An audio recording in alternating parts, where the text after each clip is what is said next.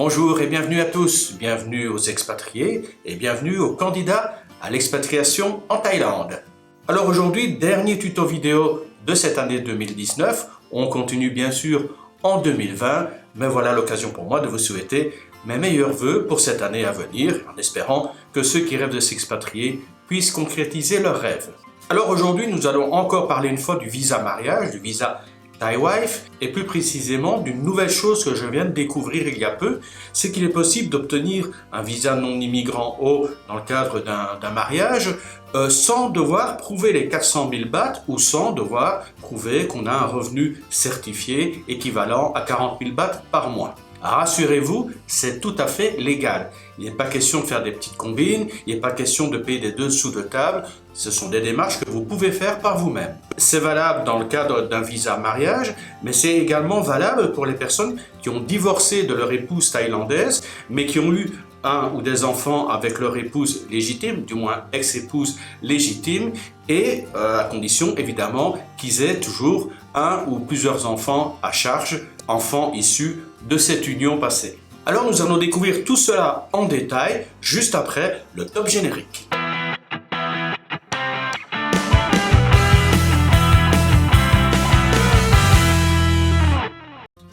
Alors honnêtement, j'ai découvert ce visa tout à fait par hasard. En fait, ceux qui me suivent savent que depuis quelque temps, je suis en train de créer une société de marketing digital via le BOI, ce qui me permet d'être entièrement propriétaire de ma société sans devoir passer par des actionnaires thaïlandais qui seraient majoritaires. Et surtout, gros avantage, ça me permet d'obtenir un permis de travail sans avoir la contrainte d'avoir 4 employés thaïlandais employés à temps plein pour un permis de travail octroyé à un étranger. Donc il y a peu, j'étais, dans le cadre de ma création d'entreprise, j'étais en cours de démarche pour l'obtention de mon visa et permis de travail.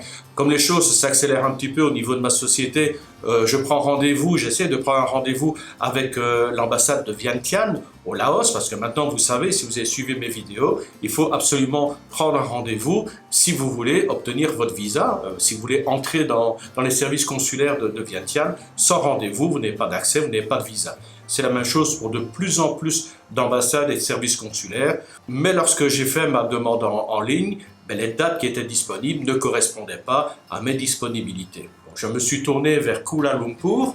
Même chose, là il faut prendre des rendez-vous, même topo, pas de disponibilité qui correspondait à mon planning. Donc j'ai commencé à chercher un petit peu à droite et à gauche où on pouvait trouver rapidement une ambassade, où on pouvait se présenter sans rendez-vous. Et j'ai trouvé mon petit bonheur à l'ambassade de Savannakhet, donc les services consulaires de l'ambassade de Thaïlande de Savannakhet au Laos, juste de l'autre côté du Mekong. C'est pas trop loin, du moins pour ceux qui habitent dans le nord-est de la Thaïlande. Sinon pour les autres, ça fait comme une petite trotte. Enfin, le jeu en vaut la chandelle, vous allez le voir tout de suite dans la suite de la vidéo. Alors parlons un petit peu maintenant de l'ambassade, des services consulaires de l'ambassade de Savannakhet. J'avais déjà lu quelque part quelqu'un qui me dit « Ouais, l'ambassade de Savannakhet, c'est un petit boui-boui, c'est quasiment un bungalow, il n'y a aucun service, ils ne traitent à rien au niveau des visas. » C'est totalement faux. Je suis désolé, j'ai pas de vidéo, je n'avais pas prévu de faire un tutoriel là-dessus, j'ai fait un petit peu avec les moyens du bord, j'ai pris quelques photos. Mais bon, l'ambassade, c'est un gros bâtiment. Les services consulaires qui sont juste à côté, adjacents à l'ambassade, c'est effectivement une maison un peu plus petite, mais l'ensemble c'est quand même quelque chose de consistant et croyez-moi qu'il propose toutes les options liées au service consulaire de l'ambassade de Thaïlande. Pas de rendez-vous nécessaire, ça veut dire que certains jours c'est relativement blindé. Entre autres le lundi, donc les gens arrivent le dimanche soir et se présentent beaucoup majoritairement le lundi, ou des gens viennent principalement le jeudi. Le jeudi, pourquoi? Parce que le vendredi, ils récupèrent le passeport. S'ils déposent le vendredi, par contre, là, ils sont bloqués puisqu'on récupère le passeport le lendemain. Là, ils seraient bloqués jusqu'au lundi après-midi. Donc, les 2 jours, logiquement, à éviter, ce sont le lundi et le jeudi. Et c'est beaucoup plus calme mardi et mercredi. Et c'est très calme le vendredi. Alors, pourquoi je vous dis de faire attention par rapport aux files d'attente?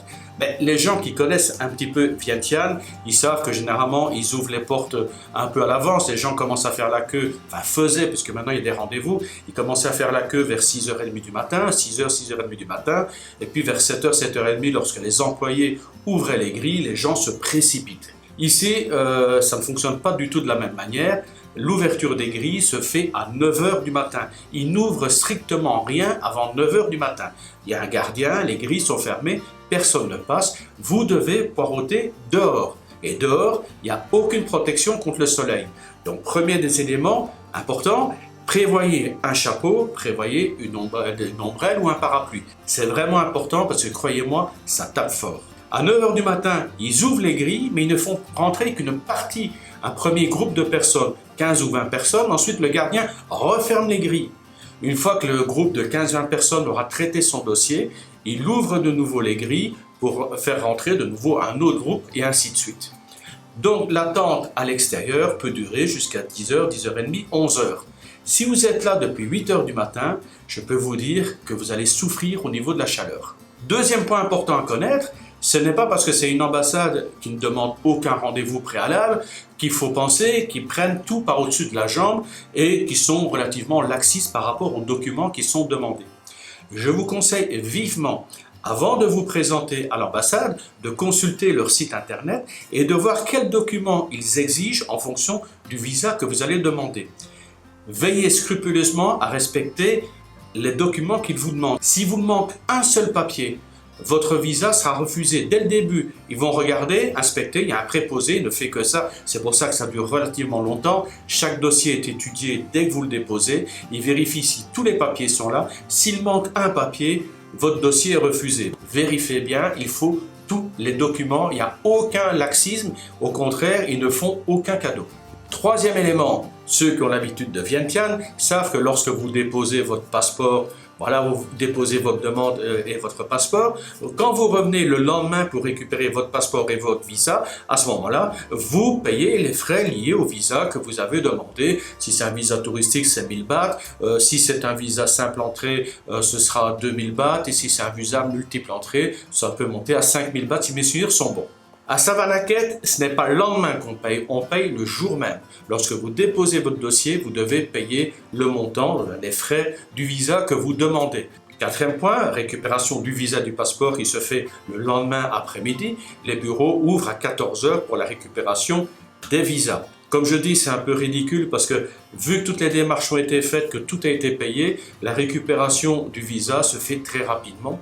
Donc ça ne sert à rien d'arriver à 13 h et de faire la queue pendant 1 heure. Et même à 14 h, il faut le temps que tout le monde passe. Moi, je conseille plutôt de se pointer à 14h15, à 14h20. Là, il n'y a plus personne, mais plus personne. Vous arrivez avec votre tuk-tuk, vous descendez, vous rentrez dans le service consulaire, vous présentez votre ticket, vous récupérez votre passeport, vous ressortez, ça vous aura pris 40 secondes, vous remontez dans le tuk-tuk et hop, direction la frontière.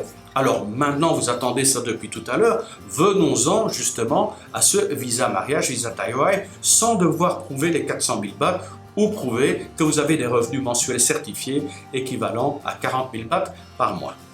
La plupart des gens qui sont là viennent soit par exemple pour un visa étudiant ou soit parce qu'ils sont eux-mêmes enseignants et ils viennent remplir leurs papiers au niveau de l'école. Mais alors, ce qu'il y a le plus, ça j'ai été surpris, je ne comprenais pas tellement, visa business comme moi, n'en parlons pas, c'est quasiment inexistant. Ce qu'il y a le plus, ce sont des visas mariage. Moi, j'étais surpris d'une telle proportion de visas mariage. Et puis, j'entendais un petit peu des anglophones qui discutaient entre eux. Donc, j'ai tendu l'oreille, curieux comme je suis, parce qu'ils parlaient justement visa et il y avait des habitués. C'est là que j'ai appris que pour la demande de visa mariage, il n'y a pas besoin de prouver l'argent. Vous arrivez, vous faites une demande de visa non immigrant valable 90 jours et contrairement à Vientiane, on ne vous demande pas la preuve des 400 000 bahts. Bon, je dis ça peut être une solution de dépannage pour les gens qui viennent de débarquer, qui ont besoin d'un visa non immigrant de 90 jours avant d'attaquer leur demande de visa mariage, qui n'ont pas encore réussi à ouvrir un compte en banque pour faire leur transfert d'argent, des 400 000 bahts, ou qui n'ont pas encore fait les démarches pour les preuves de revenus certifiées par leur ambassade. Donc j'ai dit, bon, ça peut être une solution. Alors en écoutant un petit peu des anciens, des habitués qui expliquaient à un nouveau qui était en quête d'informations, les personnes leur expliquaient un petit peu le concept à Savannakhet. Lorsque tu viens pour la première fois, dans le cadre d'une demande de visa mariage, donc tu présentes ton certificat de mariage, très important. ils demandent la copie, mais ils demandent également l'original. Si vous n'avez pas l'original avec vous, c'est juste pour vérification, hein. Ils ne vont pas le garder. Ils vont juste regarder si l'original correspond avec la copie. Et ensuite, ils vous rentrent l'original et ils mettent la copie dans le dossier. Mais si vous n'avez pas l'original, votre dossier est refusé. Vous êtes bon pour retourner au pays, récupérer votre original et revenir. Vous présentez les papiers. Vous demandez, c'est la première fois, vous ne pouvez pas demander un visa multiple entrée. Donc vous demandez un visa simple entrée, 2000 bahts, dans le cadre, donc c'est un visa non immigrant haut, dans le cadre d'un mariage. On vous donne donc votre visa, 90 jours, visa simple entrée. Une fois que ce visa est terminé, vous pouvez revenir de nouveau à Savannakhet, refaire une demande de visa non immigrant haut dans le cadre d'un mariage, mais cette fois-ci, vous demandez un visa multiple entrée à 5000 bahts. Ça veut dire que vous n'avez plus un visa de 90 jours, mais vous avez là un visa d'1 an. Quand même une petite contrainte par rapport à ce visa d'1 an. Ce visa d'1 an, il est valable effectivement 1 an, mais par période de 90 jours. Ça veut dire qu'avec ce visa, vous n'aurez pas prouvé les 400 000 bahts, ni prouvé vos revenus mensuels de 40 000 bahts par mois. À ce moment-là, avec ce visa, tous les 90 jours, vous devez quitter le pays et revenir pour avoir de nouveau un pointage de 90 jours. Lorsque vous avez fini votre visa, vous retournez à Savannakhet, vous faites de nouveau une demande de visa non immigrant en vue d'un mariage, multiple entrée, 5000 bahts, et à ce moment-là, vous recommencez la même série, ce que je déconseille quand même. Ce qu'il faut faire, c'est vrai que ce visa a l'air très intéressant, c'est si vous avez un problème financier passager. J'ai rencontré quand même pas mal d'expatriés qui sont droits dans leurs bottes, et puis il y a une tuile par rapport à la belle famille ou un problème de santé, il faut sortir un peu les 400 000 bahts qui sont sur le compte en banque en réserve, par nécessité, et vous n'avez pas le temps, ils n'ont pas eu le temps de rentrer cet argent pour faire une demande de visa, enfin pour prouver, pour prolonger, faire un renouvellement de leur visa en cours. À ce moment-là, la solution de Savannakhet est une solution de dépannage temporaire en attendant de pouvoir renflouer le compte. Si vous faites des abus, tôt ou tard, l'immigration va de nouveau serrer la vis et ça va fermer le service pour tout le monde. Donc, je le répète, prenez ce système-là uniquement en cas de nécessité, d'absolue nécessité. Le mieux est de toute façon avoir les 400 000 bahts sur un compte en banque ou éventuellement de pouvoir prouver un revenu de 40 000 bahts. Petite astuce aussi, en y réfléchissant bien, comme votre visa est valable pendant 1 an, donc vous sortez tous les 90 jours. À chaque fois de toute façon que vous allez sortir, vous avez droit à 90 jours quand vous rentrez. Ça veut dire que le dernier jour de votre visa, donc qui a duré 1 an, le dernier jour de validité, si vous sortez et que vous rentrez, vous êtes toujours à l'intérieur de ce visa, ça veut dire qu'on va vous tamponner de nouveau 90 jours. En fin de compte, ce visa d'1 an vous permet d'être tranquille pendant 15 mois. Largement le temps de vous retourner, de renflouer votre compte et de revenir à un visa traditionnel, un visa mariage traditionnel qui est demandé directement depuis la Thaïlande. Voilà, c'est tout pour cette vidéo. J'espère que je n'ai pas été trop confus. C'est un petit peu à l'arrache comme ça. Je suis désolé pour la qualité des images derrière. J'ai pas fait de vidéo, donc ce sont des photos. S'il y a des questions, vous n'hésitez pas. Tous les liens sont en bas dans la description. Et je vous dis à très bientôt. Je vous dis à l'année prochaine. D'ici là, passez un bon réveillon. Salutations tropicales à tous. Bye bye.